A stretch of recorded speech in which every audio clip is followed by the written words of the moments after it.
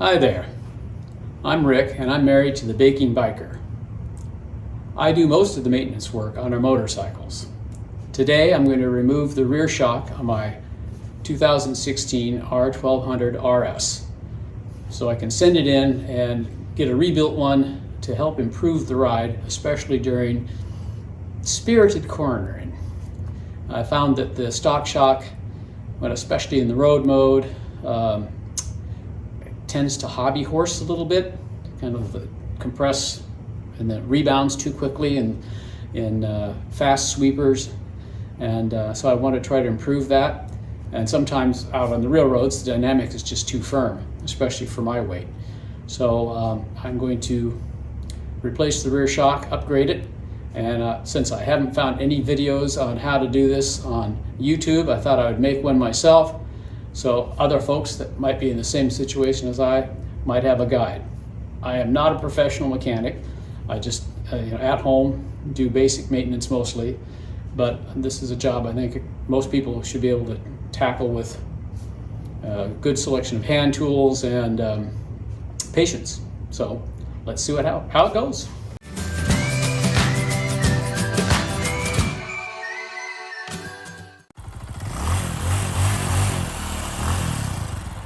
To help guide me through this process, I'm using both the BMW manual and a Haynes manual on the R1200R, and we'll see how that goes, but it looks pretty direct.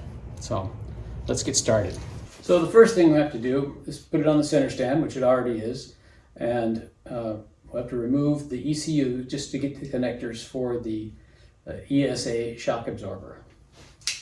Get these out of the way. Well, first, I want to disconnect the battery before we start messing with the ECU and disconnect any of those connections. So you can see I've just removed the battery side cover. I'm just disconnecting the negative lead. Then we'll get on with disconnecting some of these clips so we can move the ECU out of the way so I can get to the connectors for the stepper motor and the ride height sensor. So there's the ECU. I'm going to remove this fuse holder right here, so then I have a little better access to removing the ECU here. I've lifted this locating pin right here with the X on it, so I can hopefully work this out of its rubber holders at the front and at the back, and just move this up out of the way so I can get to the connections for the shock absorber, which are underneath. Okay, I've just pulled up the back of the ECU up out of the rubber bumper right there. It fits over this tab, and the back of it slips into this slot here on the under tray. So then I can pull the ECU back a little bit, and I will just pull this off. This is just some wiring that is not connected into the ECU. It's just held in place by it, and then I'll be able to flop this off and over out of the way so I can get to the connectors, which are down there underneath. Now there's a better shot of the ECU moved out of the way and just sort of hanging off to the side there, and there are the connectors I need to get to in order to disconnect the rear shock electronics, the stepper motor, from the motorcycle. Okay, so first I disconnected the ride height sensor wire here, and it just pressed, see if I can get a little closer shot here. There, you press down on this tab here, and it'll lift it over the tang that's on this part, and you can pull it out. Okay, I got both of the connectors out for the rear shock. Well, to give myself some more clearance, I'm going to, I have to cut that wire tie right there underneath the light. Okay, so here's the secret. This one, the release is towards the rear of the bike, so you need a small hooked piece. If you just sort of pull up on this, you'll get enough clearance. You'll see this end, and all you have to do is use a small hook device like this to pull that tab towards the left side of the bike. Thing will slide right off. And it would be the case the opposite on this wider connection for the stepper motor, because it's at the front of the bike, and then you'd pull it towards the right side. No, excuse me, to the left side. Yeah, to the right side, because it'd be like this, so you'd be pulling it to the right side, and it'll slide right off. And that'll save you a lot of frustration. So essentially the releases are on opposite ends. And the only way you can kind of tell that is if you look very closely, and it's going to be hard to see in this video, the release end is perpendicular, it's squared off, and the non-release end is angled. And that's what I finally noticed once I pulled this one off. I saw that I've been working on the other end, the wrong end of this. It's because of what I could see, but it's the angled end. So then it told me that the release end is on the right angle, the perpendicular end. And then I could see the tab, and with a little hook, I could get in there and pull it away, and it's, to disengage it past these little locks here, and it slid right off. Okay, and now, since I've got those connectors inside loose, I'm going to disconnect the cable from that. It's just pushing the wire out in there, and route the cables down from the under tray there. So then it'll be time to support the swing arm and remove the upper and lower bolts for the shock absorber. Okay, the Haynes manual talks about removing one of these front screws on the tray, and that would probably make it easier, but you can wheedle these connectors out if you turn the mounting brackets towards the fuel tank to the front, and they'll just fit through the tray. So I don't know if I can do this one-handed, but I'd already gotten the first one out. It took a little doing, but when I found out that when normally they're plugged in like this, and then if you turn them like this, they'll just slide right out. Okay, next was to disconnect the ride height sensor, which is down connected to the swing arm. It's highlighted there with a flashlight. So you just reach your fingers behind the bottom of that rod, and it pulls right off the ball joint.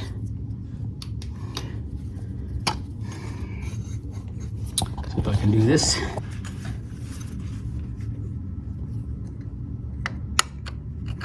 Now it's free. Okay, now I have to support the swing arm, and I might use a jack, a piece of wood and a jack for that, just so that I can take a little tension off that bottom bolt to loosen it, and then drop the swing arm down to, then loosen the top bolt and then extract the shock. Okay, it's time to move on. Time to remove the shock itself. So I'm going to do this following the BMW manual. It says to support the swing arm and remove the bottom bolt first, then the top bolt, then extract the shock out. The Haynes manual said to do just the opposite, to take out the top first, then the bottom, but hopefully, I think I'll follow the BMW manual on this one. So I'm using a T55 Torx on the bottom here, a big bar. And we should be able to break this loose without too much trouble. Yeah. It's torqued on there pretty good. I've got a ratchet now, just to make the job a little easier.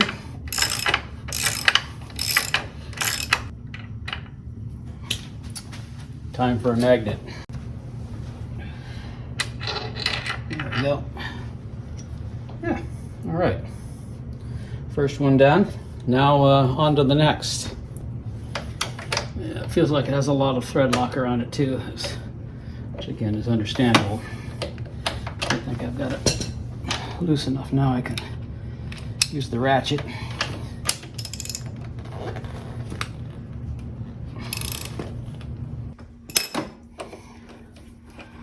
Get the bolt all the way out.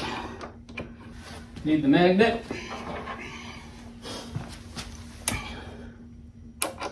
There we go. Now it's just a matter of lowering the swing arm and trying to wheedle that thing out of there. Okay, well, looks like I can't quite get the shock out. I need a little more clearance. I've got in there, get it down as much as I possibly can. I had to remove a small metal bracket that slips onto this tab on the rear swing arm back there. You can barely see it there, but that gave me a little more room, but I still need to lower the swing arm more. So that explains why the BMW manual has you jack up the bike on their special holder. Haynes doesn't mention that as being necessary at all, and it's probably not on the GS models, but on this I'll definitely need to give more clearance. So I've got to take off the rear tire because it is down on the ground now, in order to drop the swing arm just a little bit more. I need another, well, probably inch or so in order to get the clearance I need to extract the shock out of the frame. So I'll proceed to do that, get the rear lugs loosened up and take the back tire off, and then we'll see how it goes. Well, I gotta love single-sided swing arms. Even though I had to go through a couple extra steps, it's pretty easy to take off the muffler and the rear tire. Now it's time to lower down the swing arm and see if I can get enough clearance to get the shock out. Let's see. Yes, success. Okay. Remember how the wiring goes in. And I guess there you have it. It is out. Now I'm going to have to package this up and send it off to the Beamer shop. Oh, I forgot to mention that before you get into this, you want to make sure that your ESA is set for single rider in road mode. And that's because they'll reuse this preload motor, preload adjuster. And they'll give me a new shock internals and maybe a new spring to suit my weight, since I am lighter than the considered average BMW rider. And hopefully that'll smooth things out and improve the performance with the dampening rates and things. So that's it. So once I get it back, probably about a week or so, I'll show you how I go through and reinstall things, and we'll go from there. Bye.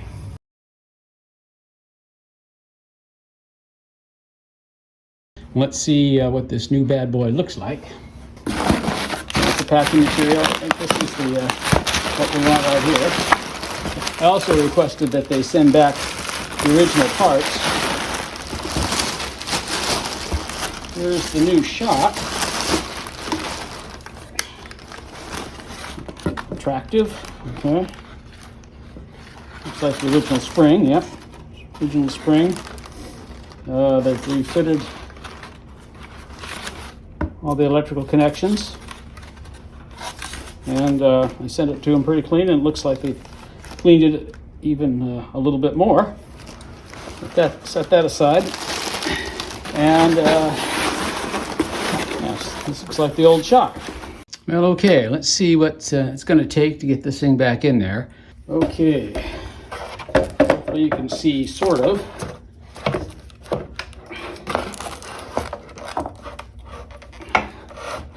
Past the rear hugger, drop it down, and then get it into the top bushing here. Okay, it's there. Bring the swing arm up.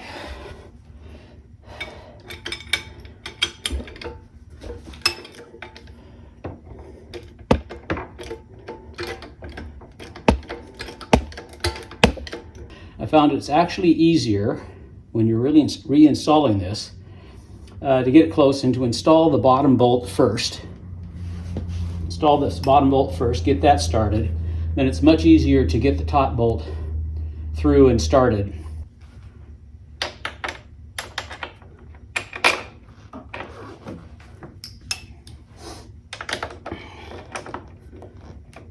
Having taken off the rear wheel to give me enough clearance, it's actually pretty easy to get the top in place. I've gotten those both started. I'm just tightening them up now. Then I'll torque them to 100 Newton meters and get the wiring routed up and through. We'll go on from there. Well, okay, now that the rear shock is in and it's all torqued up, it's time to reattach the ride height sensor to the swing arm. See if I can do this one-handed here. It's just a matter of popping that back on to the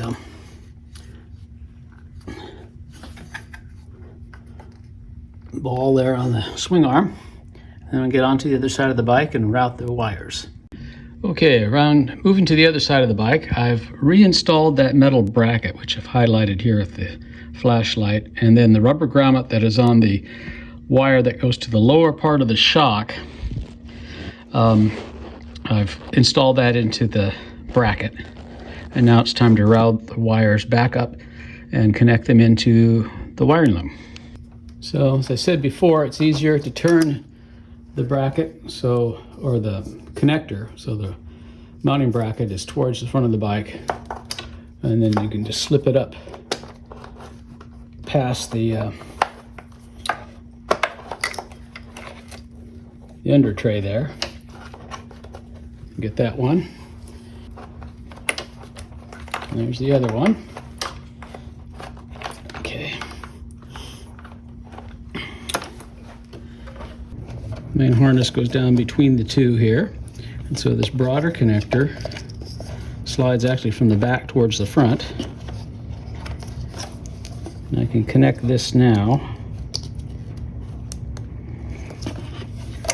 And that slips on like so. There's that one. And then this one.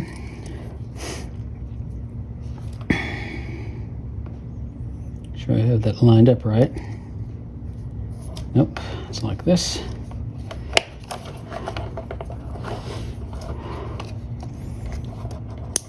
And this one slips on from front to back.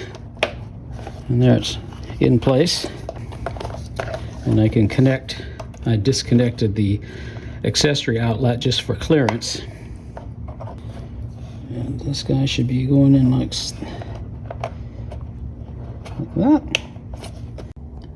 Okay, I've just routed the lower wire on the shock, which controls the dampening, up through this hook. And then it goes up on into its connector up top here,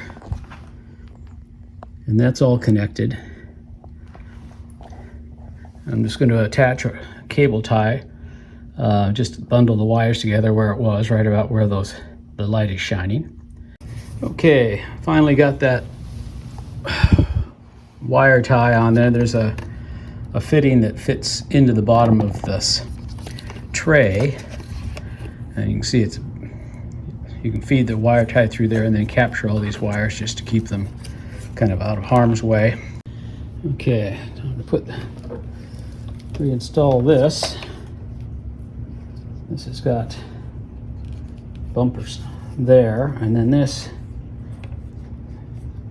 fits on here and actually plugs into the hole back in the back, or in the front I should say. Keep all this. And then this, I have some pins on this bracket that also plugs into the ECU. There we go. So that's everything in place, and then it's just reinstalling this fuse holder into its receptacle. Okay, that's locked in place. Before I hook up the GS911, I've got to hook up the bike to power. That's pretty important. Then I'll hook up the GS911 and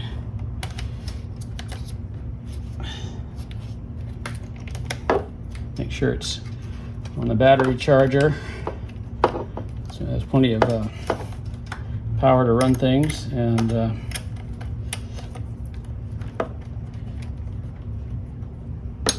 finish this up. So to jack this up, I'm just going to use some wood and my floor jack, just enough to bring the front tire off the ground. So the suspension is completely relaxed on both ends.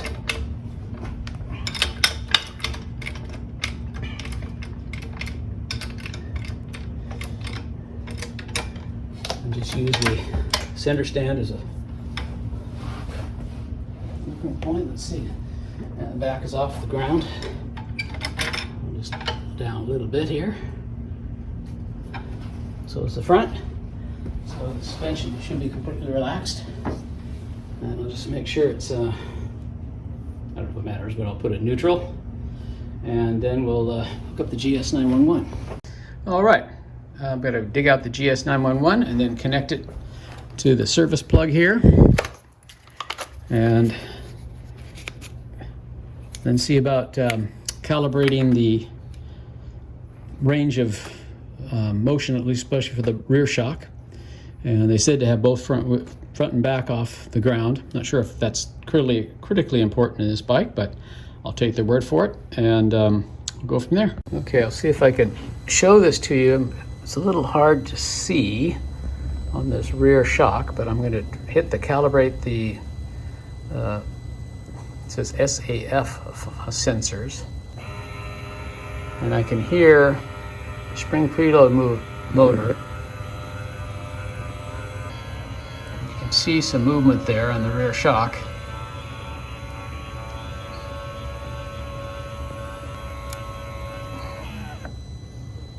And here it's that's what I have on the phone, and then service function completed successfully. So should be good. That should be the end of that. Let's do an auto scan and see if there's any other fault codes to clear, and button everything back up. Put on the side cover and the seat, and that should be it. Take it out for a test ride. Well, I went through the calibration process for the ESA as best I knew how to do it with using the GS911 tool, and took it out for a test ride. Everything seems to be working just fine. I really couldn't tell any difference between road and dynamic, but it was a 37-degree evening, and there's still a wintertime debris and things, so I'm not going to be pushing it until it warms up. And there's a few roads that in particular that I'd noticed that the hobby horse effect with the previous shock. So hopefully this is well worth the money. It really wasn't that difficult to change out, just slow because I've never done it before, but so far so good. Anyway, that's it. Bye.